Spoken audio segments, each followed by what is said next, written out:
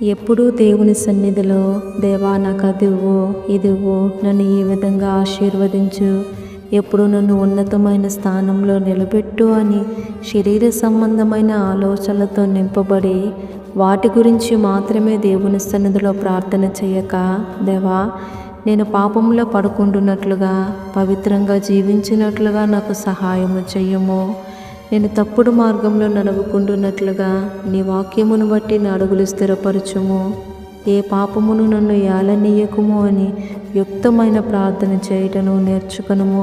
అది నీ ఆధ్యాత్మిక జీవితానికి ఎంతో మంచిది. శరీర సంబంధంగా ఉన్నతమైన స్థానంలో ఉండటం మాత్రమే కాకుండా ఆధ్యాత్మికంగా నేను ఒక ఉన్నతమైన స్థానంలో ఉండునట్లుగా నాకు సహాయము చేయి దేవా అని ప్రార్థించు. అటువంటి ప్రార్థన దేవుడు మెచ్చే ప్రార్థన, ఆయనకు నచ్చే ప్రార్థన.